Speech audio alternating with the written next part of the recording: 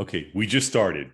There you go. Hold that up again. Hold that up. We'll start from right there. Yeah. Hold that up. Yeah, just give me a second. So from last year, December to June this year, we got 70 gold medals. Silver medals were 25, bronze medals were 29, and one IFBB Pro card. That was just from November to June this year. In around 8 months, 8 or 9 months, I think. Yeah. That's fan. I Yeah. mean, the progress was fantastic. Let's talk about like some of the things that we don't need to go into detail, but some of the things that I taught you and when to apply them. Like people talk about carb rotation. The most important thing which I want to discuss, right? I still remember what we talked in our first meeting. You know what you said. You said that if you are coming to me for any consultation or help, don't come to me because I know how to use diuretics and the anabolic steroids, right? You said, come to me to learn how to use these things appropriately and as low as possible. That's right. I think a lot of people. That's exactly what we did.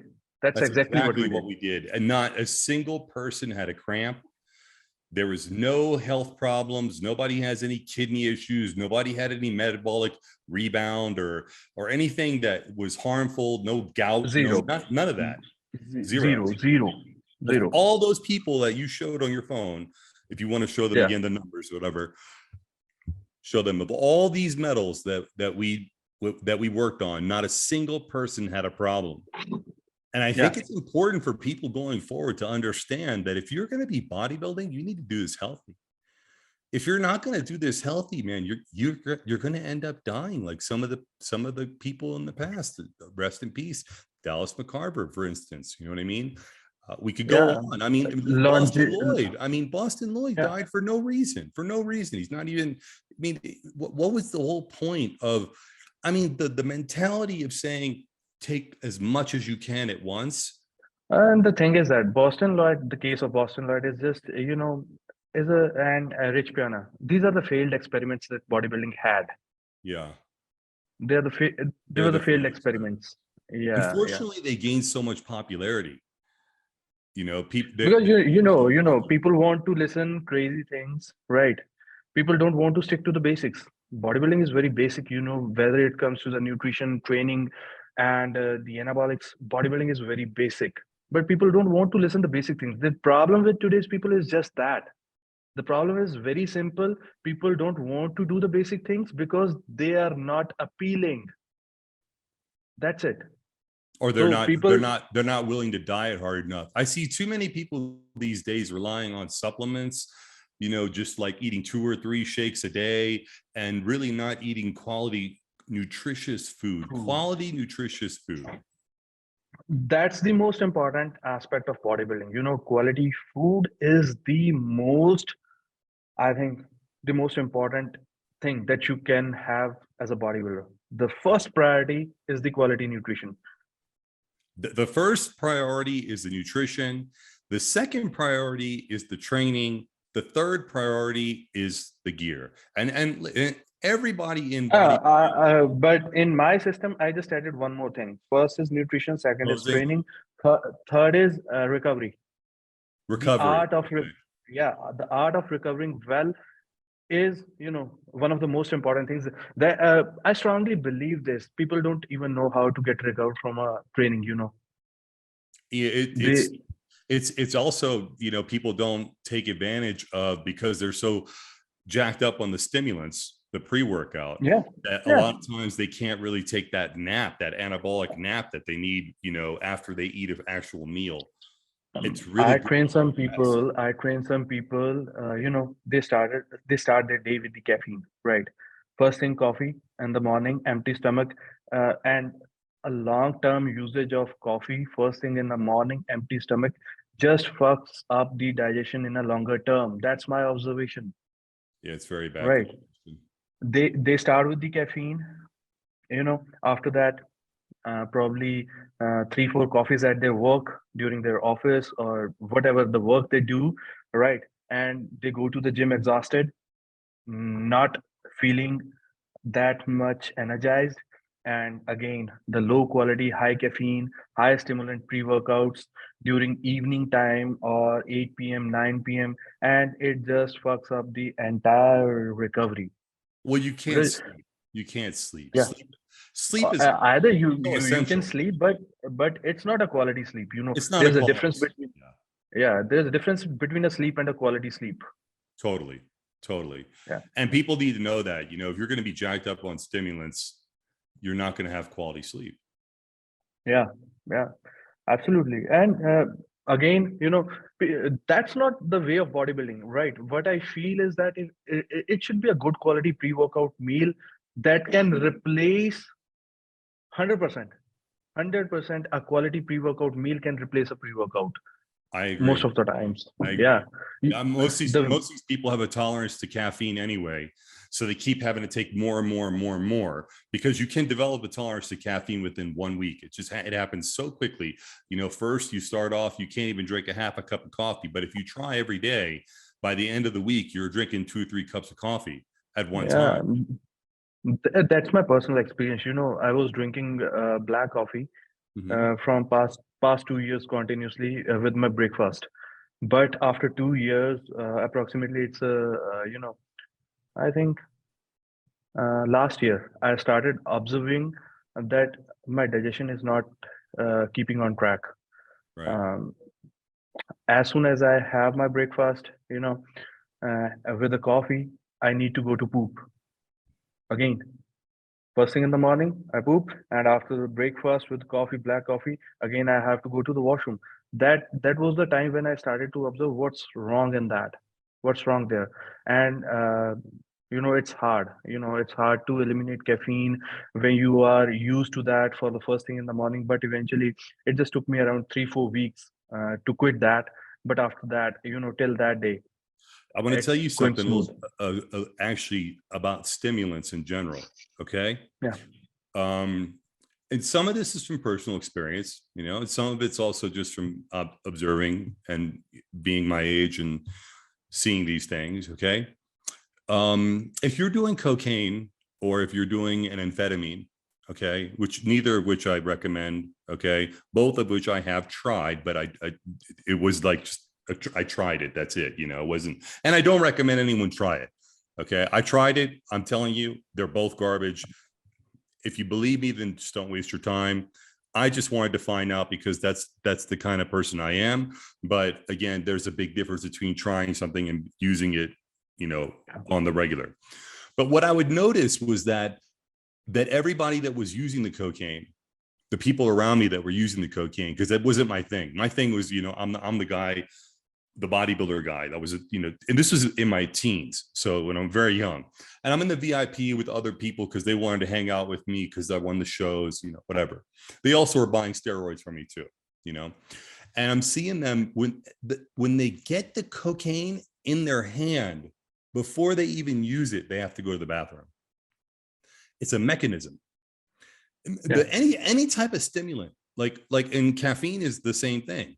It causes the body to empty itself, and it's all part of all the stimulants do it. They all have the same reaction. So caffeine is not bad.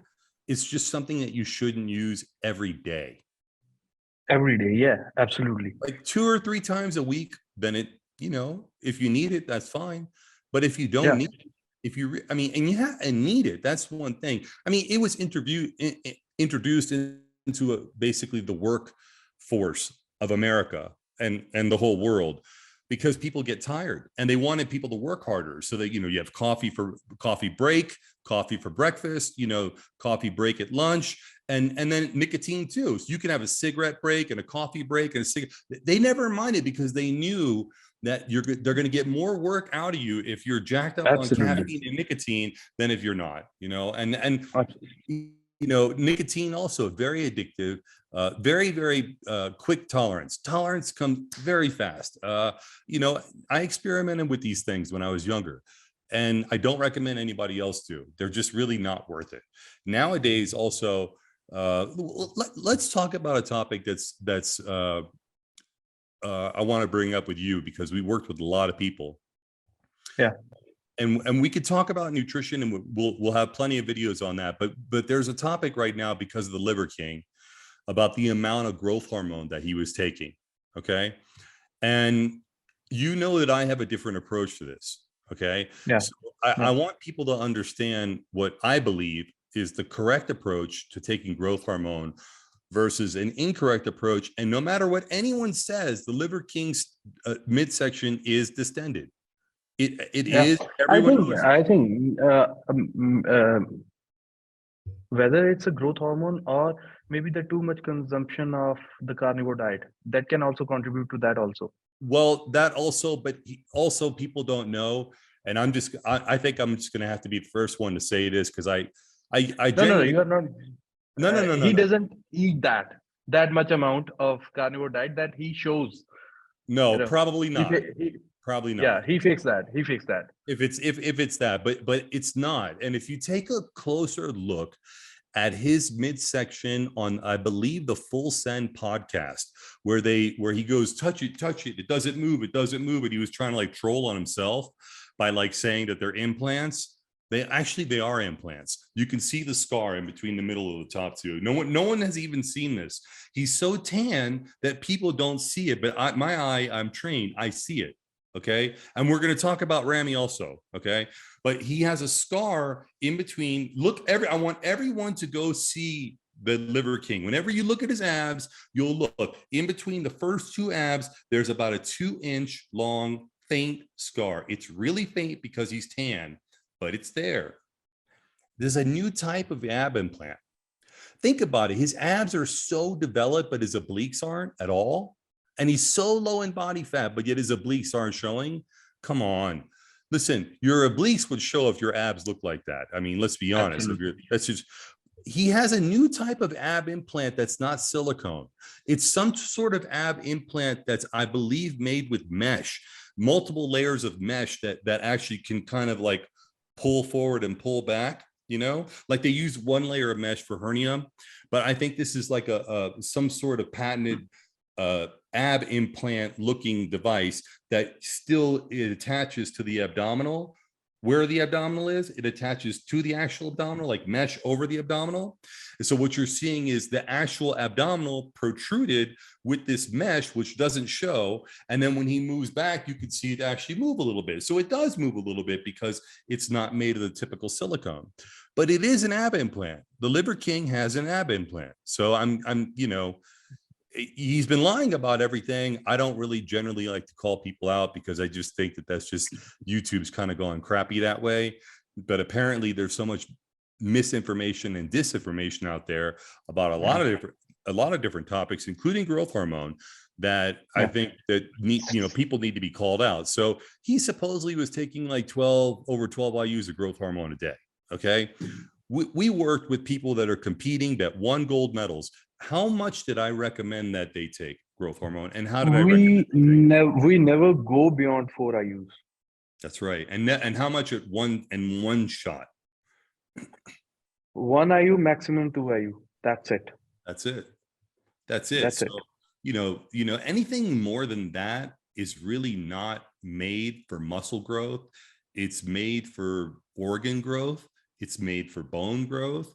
It's made for, everything else, but it really doesn't take much. It's like on the scale of how growth hormone works. Okay. You got the very first thing it does is it burns fat. It's amazing how it does that, but it burns fat. But it also, if you take too much, it increases your insulin insensitivity. So you'll be more insensitive to insulin. It won't work. So then you inject insulin. When you go that route, it's like you're unlimited time. I don't disagree with growth and insulin. I'm probably the first person to talk about growth and insulin. I was talking about growth and insulin in 1990. Okay.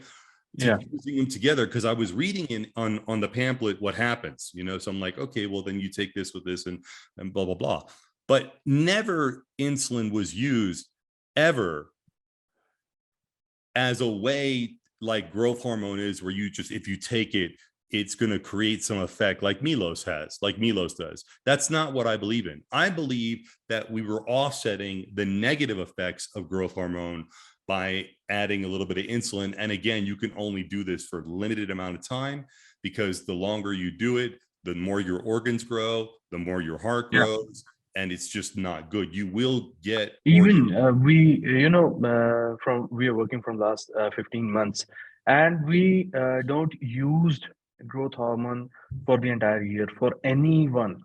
no. For anyone, off seasons are just for the amateurs. We just kept off seasons just purely without any growth hormone.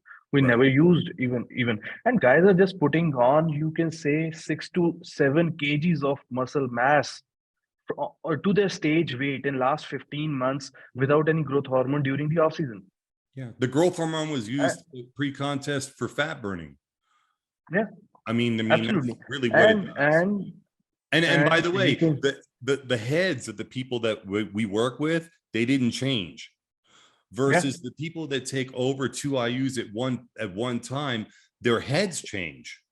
yeah, shape of skull, you can see a lot of changes if you abuse growth hormone. I have met so many people, right? People that had used growth hormone for the prolonged periods of time. I have met with people who used what's the name of that Lilly one? Lily's growth Humatrope. hormone is known as Humatrope. Hemotrop. Yes, Yeah, yeah, they were that was the financially first sound one. because, yeah, because in India it's very costly. Yeah. If we talk about the Indian currency, Humatrop is really, really costly. But I have seen people, they were earning good, right? And basically, one was a lawyer. One was a lawyer, and he do bodybuilding recreationally, and he was using Humatrop for almost 1.5 year. And literally, his elbows were protruding from there. His skull was not, you cannot call that a normal skull of a normal human being. And that guy was also abusing AMP and Termin, right, as a pre-workout. And unfortunately, 2 years back, he passed away. These things are Heart. very, yeah, yeah, absolutely heart attack, Yeah. absolutely heart attack, I because mean, think he about it. was, Anybody that's taken a large amount of growth hormone and pre-workout is going to be making the heart pump really, really hard and really, really fast, which will yeah, make the heart grow. And the thing because is that like, unlike muscles, this is the catch-22 with growth hormone. Unlike muscles, where they'll atrophy if you don't train and you don't eat, you'll shrink. Like, I have a shoulder injury, I haven't been able to train hard, I've lost some size. Okay, it is what it is, right? But I don't have any organ growth. If I had organ growth, the actual organ growth doesn't shrink. That yeah, type of, it's a different type of tissue. One tissue is stringy tissue like muscle, and the yeah. other one is I don't even know how to say it, but it's And even, the thing is that when the HGH is abused for a long time, the most critical part about what I felt, what I observed is, the thickness of all the chambers of the heart, the wall of heart, you can say in a layman language, right? sure. Uh, it the thickness always increases, And right? steroids And already did that, and being an athlete already does that. So the yeah, triple effect is even worse. yeah, uh, anabolic steroids are doing their work, right? HGH is doing their work, and even AMP and Termin are far, far, far more stimulant than a pre-workout. They are the injectables, IV injectables that people are using before the training, right? It's very highly abused thing in India, and the load from these three things, eventually, what your heart will do, it will collapse. Sure. It can only take so much, you know. And we also talk about how many times a week did we ever take growth hormone. That's another thing too, because people think you should take it every day, and I don't think you should take drugs every day, period. We were keeping it off, in majority of the cases, we were keeping it off on Saturday and Sunday. Yeah, we took like 2 days a week off. And that really does make a difference, because if you do have any issues of water retention or something like that, and you notice it on your off days, then you're taking too much. So when you come back, you could take less and get the same effect without getting any negative side effects. So you can take growth hormone, and it can be good for you, and it can do great things for you, but you got to do it properly. And properly is knowing when not to take it, and knowing how little to take, not how much to take, and how many times. It's the opposite, unfortunately. That's what it is. The thing is that what I observe, people are now, as the bodybuilding is growing as an industry, people are failing to understand, right, that what should not be done. The reason is that people had stopped to understand how their body is responding, how their body is giving them the signals. People are relying too much on a coach, right? People fail to understand that how their body reacts, how their body give them the signals to stop for something. People don't even, because they now let's they be honest. they even they fail to convey the same thing to the coach. Coach is sitting at a distance from you, right? He can't get what you feeling right now. You have to convey what you feel in an efficient way to the coach. That's when a coach Absolutely. makes a decision. That's why I believe talking to the clients is the most important thing.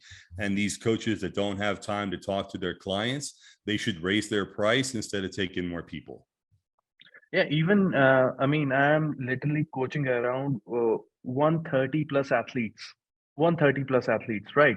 And what's the most important thing? I'm going to show you something. I have to rotate my laptop, Okay. but it is what it is. This is our office. Okay. Nice. So this entire line, is the line for the assistant coaches who just keep talking to the clients all day from That's 10 exactly a.m. what's required. From 10 a.m. to 5 p.m. All the assistant coaches, including me, I'm sitting at the first seat right now. There are 7 assistant coaches in the team. They keep talking to each and every client for almost daily.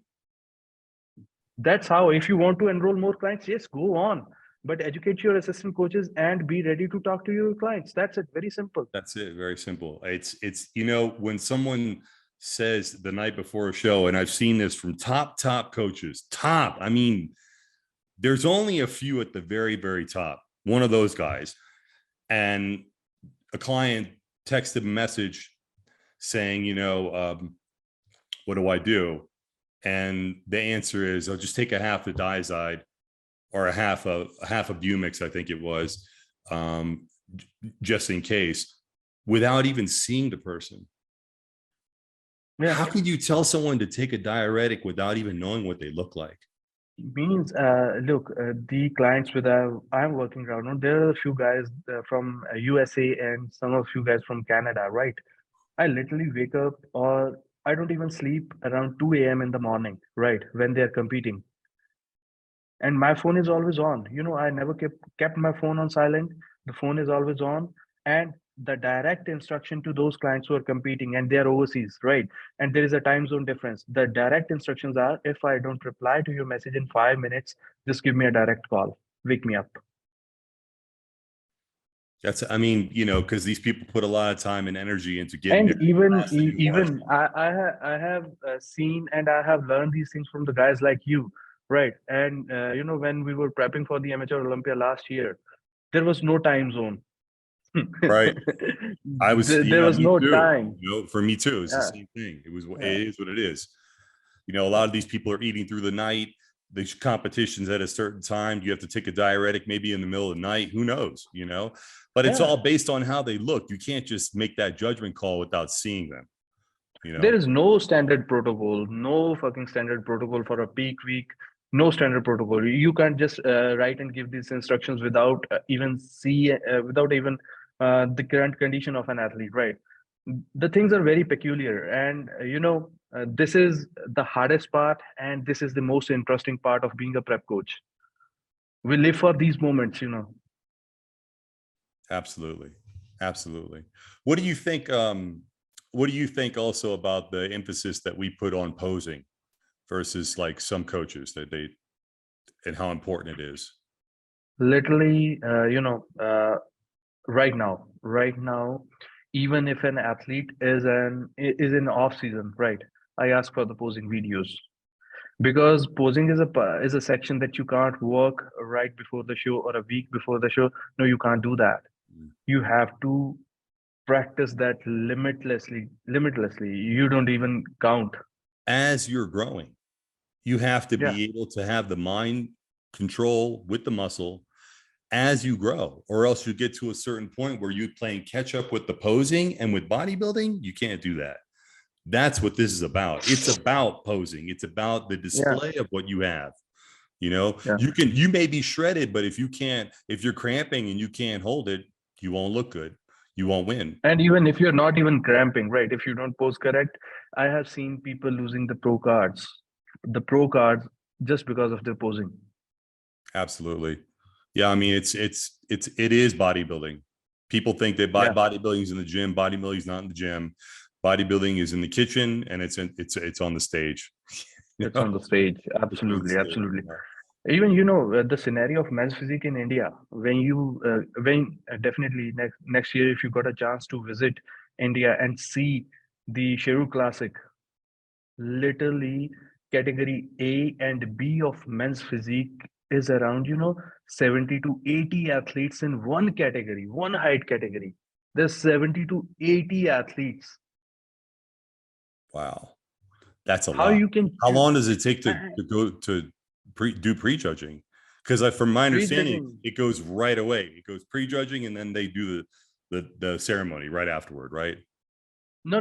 The prejudging is on Saturdays and Sundays are the finals. Because you can't wrap it up prejudging and finals on one single day when it's the pro qualifiers in India. The scenario Just is too many just like people. that. Too many people. So many people, just Yeah. one height category. Class A men's physique. There are six height classes, right? For A, B, C, D, E, and F, right? Category A and B never ever had less than 50 athletes.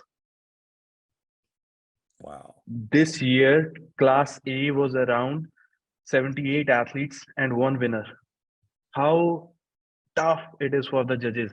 And at that spot, posing is one of the most important tools. You just got one call, right? From the 78 guys, you have to show what you have. You have to show that very correctly and very impressively. Right That's away. why, yeah, that's why, posing is the most vital thing. Apart from conditioning, the So second most. how many people in India turn pro a year? It's very less as we compare to USA. Uh, Last year, completely, five pros from men's physique and five from classic physique. Wow. So there's only really like one show that you turn pro at? Two, two, Two? two shows. Yeah, both of them. First is Shiru Classic, that's in summer, and Amateur Olympia in winters. And it's growing more than double each year, would you say? Absolutely, the quality, the population, the quality, especially typically in men's physique and classic physique. After 2018, after 2018, this was the first time. Last month, Amateur Olympia was last month on 31st October, right? For the first time in 3 years, approximately 2.5 years, that someone has won a pro card from outside India. There is just one Middle Eastern guy who turned pro at this Amateur Olympia on 30th of October, right? Where was he from? He was from Bahrain, I think. Okay. He came there just to compete and turn pro. Yeah, yes. And he was I think he was in category E, 180 centimeters to 183 centimeters. He turned pro in 2019, 2020, and 2021. There was no guy that came from Middle East or any other country who take the pro card in Indian pro qualifiers. The quality of men's physique, the amateur guys in India is just above the roof. Definitely, yes. They just turned pro. They will take a lot, around 2, 3 years to grow to turn into the quality pros, right? But the amateur pool is very big, very, very big It seems in like India. it's a very popular recreational thing to do, even if you don't compete. Like just Yeah, it's very, bodybuilding very simple thing. recreational. You know, the population is high. The population is around 1.67 billions in India, and you know, people get popular very easy. Even some of the guys don't have the pro cards, but they're immensely popular.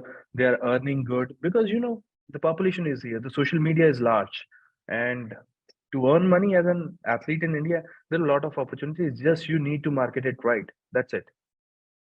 I'm sure. I'm sure. Even in 2019, Sheru Classic June. First, that was the first time that I met Jeremy Boindia, Mhm. the men's physical Olympia 4 times, right? And we had a conversation for a while, and you know what he tell me, that whenever I come to India, I feel like a god. You know, we never get appreciated. We never get that much of attention in our own country in USA, because we are common there. But people in India and the crowd in India is just above the roof. Even the men's physique Olympia is saying that They're filling out the whole stadium, right? They're filling out the whole yeah, auditorium. absolutely, absolutely.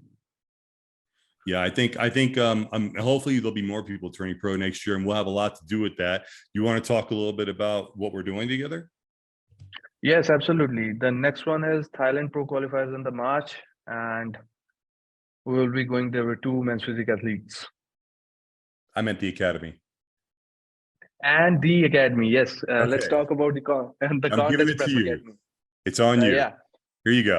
So I think it will be a wonderful effort.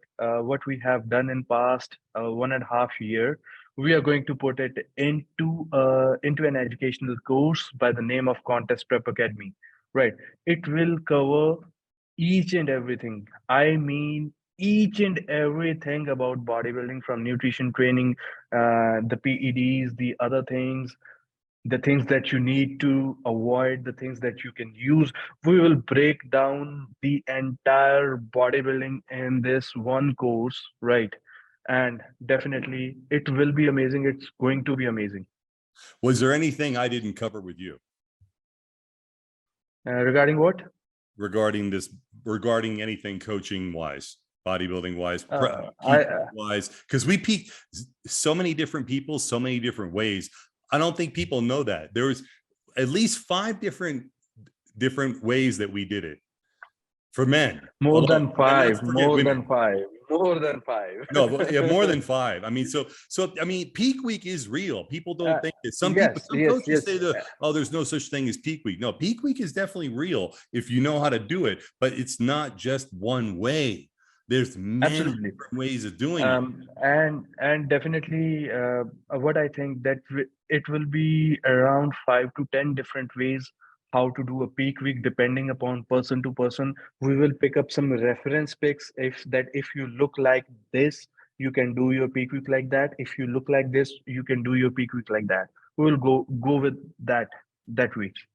Because there's a lot of people, they miss their peak, and a lot of times it's because they overdo it. They get so close to the show, like they're already, because of Instagram, they want to look ready on the Instagram pictures, and then when it comes time for the last week before the show, they still do everything so high in it just burns the muscle. So they Yeah, really don't look absolutely. good till the next day after so they finally start eating raw food, get some sleep, and so forth. The idea of peaking is to make sure that you know all those things are taken into consideration. If that person's too lean, they need to take it easy. They don't need to go as hard. If they need to lose some more fat, they need to do the high rep carb depletion. Yeah, Not everybody takes Lasix, but you can't take Lasix without potassium. A lot of people don't realize that. Bumix either. These are loop diuretics. They get rid of potassium. You have to have it in there. And not everybody needs diuretics. We help a lot of people with no diuretics.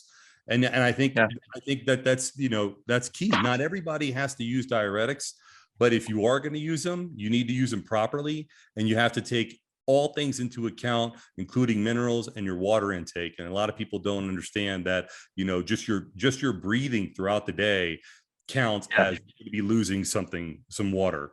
Your normal urination is going to count as losing water. So you can literally overshoot your goal by doing too much. And that's what a coach is for. A coach is to make sure you nail it. I mean, that's what we're for, right? And there will be a section, right? There will be a section in the peak week where we will put 2 or 3 reference pics and just write that in front of them. In these cases, don't do a show. because people always fail to understand a difference between fat and water. That's one of the things that we need to teach people, that in such cases, that these are the scenarios, these are the reference pics. If you look like that, don't go for a peak week. So the difference you need more time. Being flat from a lack of carbs and being fat there, because it does look the same. It looks really close. Being flat from really flat from a lack of carbs that you could fix in 3 days, 4 days, you know what I mean? If you carb them up right, that can be fixed. But if that layer that you're seeing is fat and they're not flat, don't compete.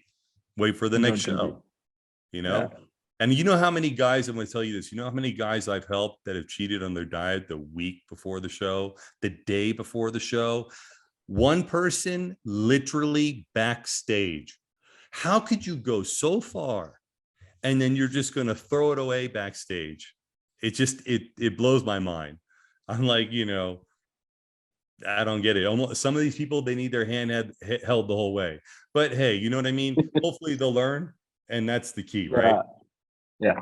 And that's why we are starting the Content Prep Academy. That's a goal, And what I strongly believe that, each and everything should be put on the platform to make things easy and what I can say, and easy to grasp. The things will be so simple, and the phenomena, whether it's training, whether it's nutrition, we're going to put that into very, very simple way. Which it is. And when people try to make it like more complex than it is, they're trying to sell themselves on something that is just not real. I mean, again, taking a bunch of experimental stuff. Listen, I'm not going to say names, okay? But I'm just going to, anyone that takes a bunch of experimental stuff over and over and over again without getting themselves checked, and then ends up blaming that for the reason that they have health problems, that's a mental issue. Yeah, absolutely. Because what I always try to tell to those experiment people, right? I was saying that the Dorian Yates and the Ronnie Coleman's are not repeated after that, with so many advancements, or whatever you call, whether these are advancements or whatever the hell it is. There's so many fancy drugs out there, the new experimental stuff out there. But after that, after the 90s, you were not able to see the Ronnie Coleman's and the Dorian Yates, right? They were not made on the GHRP6. They were not made on, the underground IGFs. No, they were not made on that. Or SARMs. They weren't. Yeah. No. Or SARMs. Yeah, absolutely. And even they also didn't use a lot of growth hormone like they do now. Yeah, absolutely. I mean, listen, I'm not gonna sit there and say that I'm not a fan, because of course I'm a fan, and I was a competitor, and I was a winner, and I'm also a coach, So, but when I look at the size of the heads of the top 5 people in the Mr. Olympia, and we're gonna talk about Ramy in 1 second, and Hadi's shoulders, and Ramy's quads. And let's talk about Ramy's quads real quick, because I actually was with him at the photo shoot last year. I was right there, and I can tell you, how the outer sweep, 4 inches above the outer sweep, is a safe spot to inject. Okay. A lot of people don't know that, but there are two places on the quadricep that you can inject. One is 4 inches below the outer sweep, and the other one is the top part of the quad, which can be more risky. Okay, but either way, this is not something that in injection protocol is supposed to be repeated over and over and over and over and over again. This is like if you come in for a flu shot. Okay, well, that's a safe place. The shoulder's a safe place. You know, the glute's a safe place. Blah, blah, blah. But this wasn't like what you're supposed to do on the regular. Now, anybody that's taken testosterone long enough in their glute knows that you're going to find like a spot that you've hit probably 20, 30 times, and the needle goes right into it. It's like it just perfectly goes into it because there's a hole there.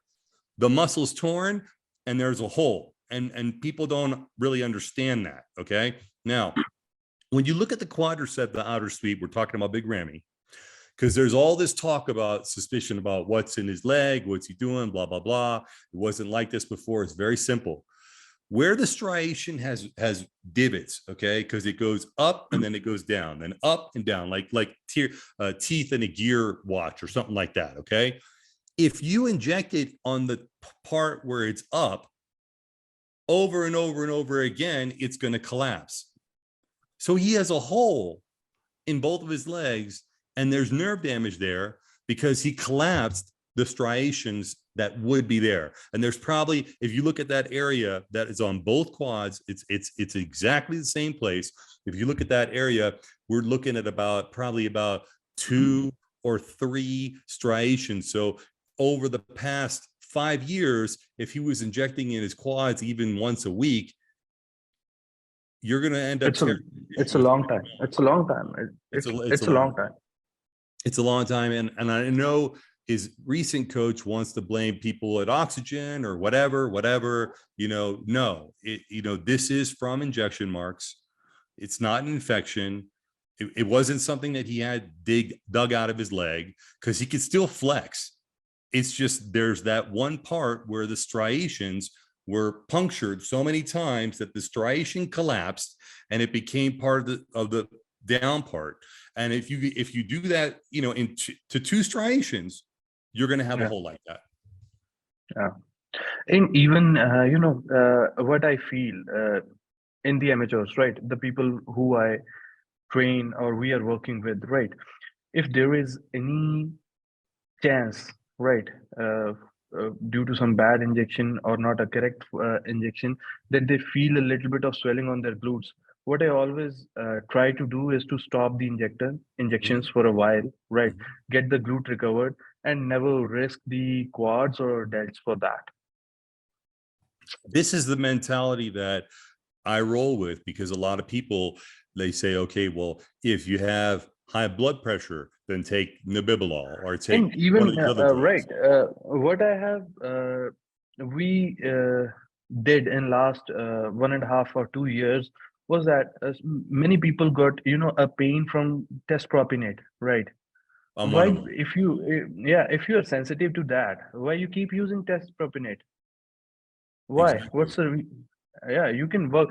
Even people don't believe that from past 15 months I have never ever recommended test propionate to anyone. It hurts a lot of people. It's an ethnic thing too, because there's African American people, doesn't bother them at all. But if they take anything water-based, it literally like freezes in them and it causes a lump. And I've seen this over and over again in the past 30 years that I've seen it. The dark black skinned males cannot take water-based Winstrol or water-based test suspension. They can't. No.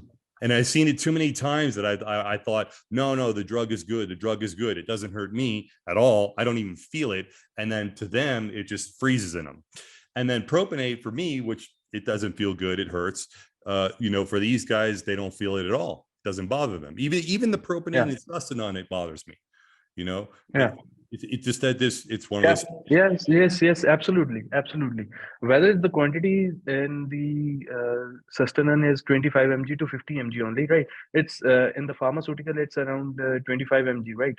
And in undergrounds, it can go up to 50 mg, right? Yeah. and that 50 mg, even that 50 mg hurts. Yeah, 25 So maybe, but 50 is too much. yeah, we have used CPNet and N98 for each and every one. We never used Propinet from past 2 years. Yeah, because once we have a And level, you're just yeah, maintaining the level. And then we usually, at a certain point, because it makes you retain water, we would switch to the orals and stop the injectables. Nowadays, there's guys taking injectables all the way up to the show, the day of the show. That's why these guys have these lumps. I mean, you want to be able to see striations all through the shoulder, like Munzer.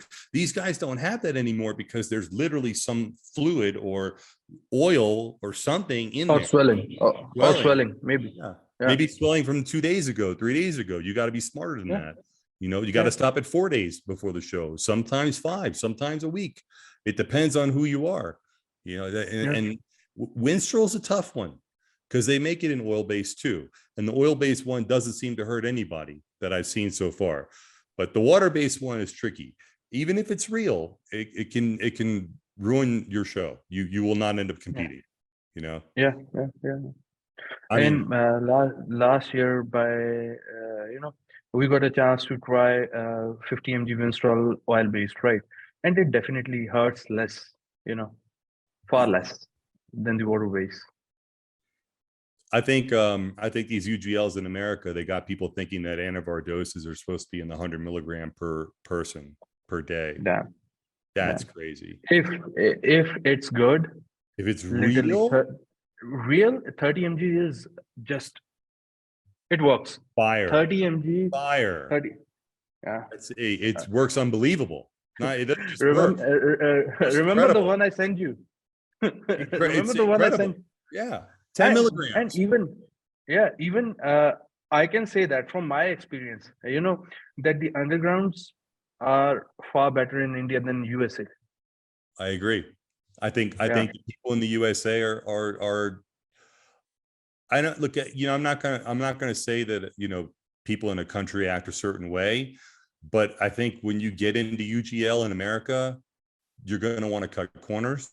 And I also think that China will send America the shittier quality stuff, and they'll send you the better stuff if you have a relationship with them. You're a pharmacist. A lot of people don't know that. You're an actual yeah, pharmacist. Okay. yeah, yeah, A chemist, pharmacist, we're not talking about some just guy that decided to train people. We're talking about a pharmacist. You know these yeah, drugs. You know what I mean? yeah. So, when, and also that the raws, there's a difference between, 200 milligrams and of like 90%, 95%, and 200 milligrams of 99.9%. There's a huge difference. Huge difference. Huge People difference. they And don't understand uh, that. uh, They see the test results. They're like, oh, it's good. It's this. No, buddy. It's not about that. It's about in the end, as a pharmacist, you'll understand. And let's educate the people. When you get a bottle of Cypionate from the pharmacy, okay, it comes with a pamphlet. All drugs come with a pamphlet. Some could be stuck on the bottle if it's orals. It could be folded and glued. Some can be inside the box, but they always come with a pamphlet. If you open the pamphlet up and you read it, it'll say, C number, H number, O number, something like that, like, whatever. That is what makes the drug. Now, and after that, you'll see the Dalton weight. Now, that Dalton weight basically means how pure it is. Pure it is. Absolutely. You can't test for Dalton weight with UGL stuff. I mean, no one's testing. They're just testing for the milligram. Yeah, it's 200 milligrams, but the Dalton weight's way higher. That means it might have impurities that you don't want in your body. Those And even impurities are one going more to end thing, up making one more thing that people need to understand is that, most of the UGLs are using, there is a very rise in the quantities of bad injection incidents from past few years. The bad injection incident, the pus occurring incidents are occurring way too much. Yes, personal hygiene also counts for that. But what is the most important thing? The contaminated and unhygienic oil base. That is Listen, what. I'm going to bring it back to Big Rammy. From the source, I'm not going to mention any names because I'm not about that. Okay. From the source, Rammy was using and I'm not talking about Dennis. I want to exclude that so everyone knows I'm not talking about Dennis. From the source, Ramy was using all enhanced gear. Okay. Yeah. I'm just going to say this. This has nothing to do against anybody. I noticed the appearance in his quads was worse last year than it had ever been. I'm not saying that it's from the gear. I'm just saying that from the source, supposedly that's all he took. Now, now I'm just going to say it how it is. Why are the Iranian bodybuilders looking so good? Because their stuff is pure. Their Anavar is, the Iranians they're not working like with the world where they're respecting copyrights and, whatever, patents and whatever. When they went to make Anavar, they went to make our name brand Anavar, not the generic. And there's a big difference between the two. There's a huge difference between 50 milligrams of real decadurabolin, which they have in Iran, and 200 milligrams of natural indecanoate. Yeah, absolutely. And even even the Iranians and even the Middle Easterns, entire Middle East, they love the Indian Deca, the 50 mg Indian Deca. It's loved by those people. It's way too popular. Yes, and Indian pharma, when it comes to sustanon, test depot, the test enanthiate, right, and Deca, Indian pharmacies, they manufacture a wonder. And when it comes to Anavar, I think probably it's close to Iran. Yeah. Very close, Yeah. Anadrol too, close to Iran. I mean, like I said, I mean, there's a big difference between UGL Anadrol and the real deal. And there is a huge difference. The people I train, he's a very good guy who provide us the stuff, and that guy is authentic. And that's the reason that we are prepping my athletes in India, on a way too less stuff. What is the maximum time of tren acetate that we used in the recent preps? It was never more than 2 weeks. 2 weeks. For any athlete. No. For any athlete, it was not more than 2 weeks. Tren in general, even if it was Tren Hex, we didn't use it for more than a month. Yeah, absolutely. These guys are doing it for 12 weeks. If you're doing it for 12 weeks, how can you expect to get results the last week when you need it? And when the stuff is not good, you are just injecting oil. That's the problem. The problem. Just a second, honey. जाना था ते चाबी इधरला lock mentee तो खुलवा दी बस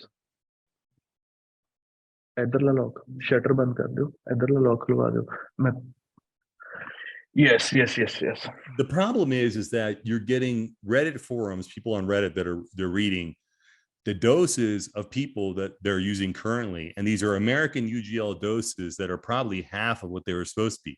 Even when Boston, his dealer got busted, they found out it was half of what it was supposed to be. So even though he said he was team 3cc, he was team 1.5cc, not team 3cc.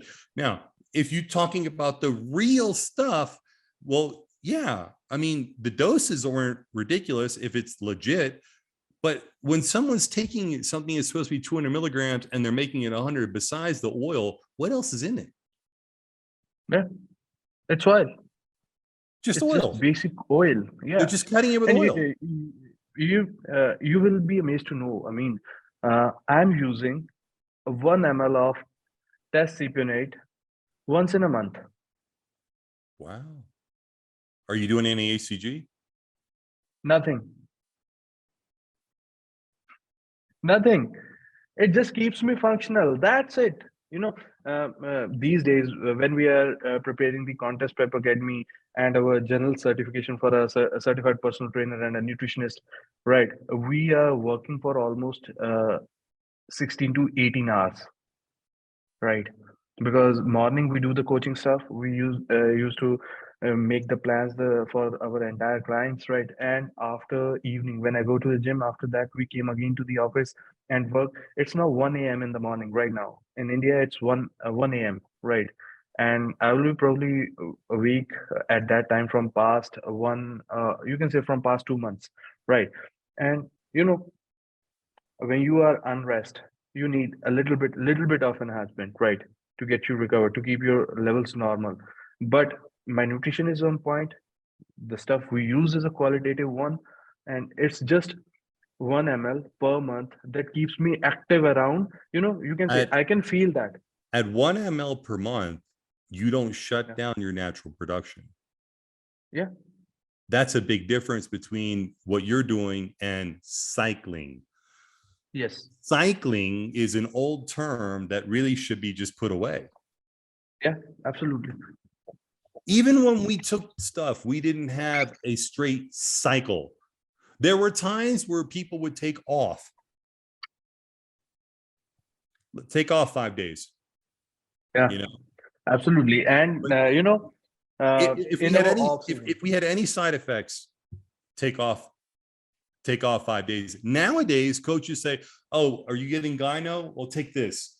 And so then the whole prep, they're taking something that's going to be harmful to them, instead of reducing what's actually causing the problem. It's like putting a Band-Aid on something. You want to fix the problem. You don't want to just have it still causing issues. Band-aids cannot work on a pipe leakage. Exactly. Anything else you want to say in this interview? I think we are done for today. I think we're good. It's late there. I'll let you go. I'll go ahead and send this to you. Yeah, sure. Absolutely. Excellent. All right, my friend. Thank you. Have a good night, and I'll see you tomorrow. Bye-bye. Take care.